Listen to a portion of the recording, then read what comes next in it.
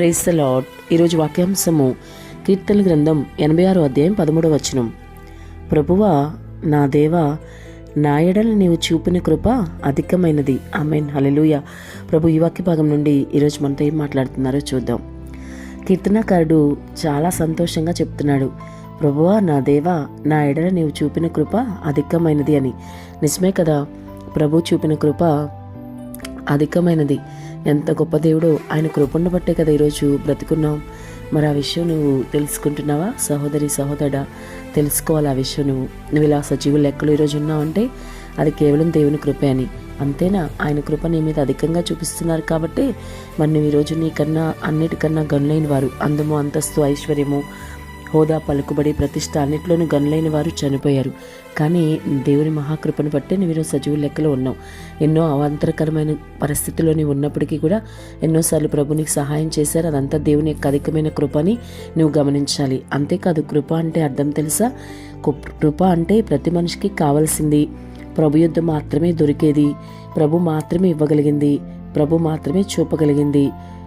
ప్రతి క్రైస్తవుడు ప్రభు యొద్ద నుండి పొందుకోవాల్సింది, ప్రతి క్రైస్తవుడు ప్రభు యొద్ద నుండి కోరుకోవాల్సింది. అంతేకాదు, నీకు అర్హత లేకపోయినా యోగ్యత లేకపోయినా ప్రభు నీకు ఇచ్చేదాన్నే కృప అంటారు. మరి ఈరోజు నీ పట్ల నీ ప్రభు చూపే కృప అధికమైనదని నువ్వు గుర్తించాలి. ఆయన నీ పట్ల అధికమైన కృప చూపించినట్లే నీవింకా సజీవుల లెక్కలో ఉన్నావని కూడా గుర్తెరగాలి. ఆయన కృప లేకుంటే మరి నీ జీవితం ఎప్పుడో అస్తవ్యస్తంగా మారిపోయేది. అనునిత్యము ఆయనకు నూతనంగా నీ మీద వాత్సల్యత పుడుతుంది కాబట్టి నువ్వు ఇంకనూ సజీవుల లెక్కలో ఉన్నావు, మరి ఆ విధంగా బ్రతికే ఉన్నావని గమనించాలి. ఆయన నీ పట్ల అధికమైన కృప చూపించాలంటే మరి నీవేం చేయాలి? నీవు ఆయన కృపని పొందుటకు అర్హుడవుగా ఉండాలి. నీ ఇష్టానుసారంగా నువ్వు జీవించే వ్యక్తిగా ఉండకూడదు. ఆయనకి ఇష్టంగా జీవించే వ్యక్తిగా నీవు ఉండాలి. వాక్యానుసారమైన జీవితమే నువ్వు జీవించాలి. అప్పుడే ప్రభు యొక్క కృప నీ మీద అధికంగా ఉంటుంది. ఇంకా నీవు ఆయన చెప్పిన మాట వినగలగాలి, వాక్యానుసారంగా జీవించాలి, మాట లోబడాలి మాటకి.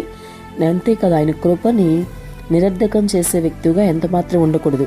ఒకవేళ ప్రభు నీ పట్ల కృప చూపించారు కదా అని మాటిమాటికి అదే పాపం చేసుకుంటూ వెళ్తూ ప్రభు కృపను నిరర్ధకం చేస్తే ఆయన ఎంత మాత్రము కూడా చూస్తూ ఊరికినే దేవుడు కాదు. కాబట్టి నువ్వు ప్రభు కృపను నిరర్ధకం చేయకుండా ఎప్పుడు తప్పు జరిగినా, పొరపాటు జరిగిందయ్యా అని పశ్చాత్తాపడి ఆయన సన్నిధిలో ఒప్పుకుని ఆ పాపాన్ని విడిచిపెట్టి ఆయన రక్తంతో నీ పాపాన్ని కడిగేసుకోవాలి తప్ప నువ్వెంత మాత్రము కూడా ఆయన కృపను నిరర్ధకం చేయకూడదు. అప్పుడు మాత్రమే ప్రభు నీ పట్ల అధికమైన కృప చూపిస్తాడు. ఇప్పుడే కాదు, మరి భవిష్యత్తులో కూడా నీకు తప్పకుండా సహాయం చేస్తారు. నిన్ను నీ కుటుంబాన్ని కూడా మరి ఆయన రక్షించి ఆయన రాజ్య వారసులుగా స్థిరపడతాడు. కాబట్టి నీవేం చేయాలంటే ప్రభు నీ మీద చూపించిన కృపను నిరర్ధకం చేయకుండా మరి ఆయనకి మహిమొచ్చే విధంగా నీ జీవితం జీవించు.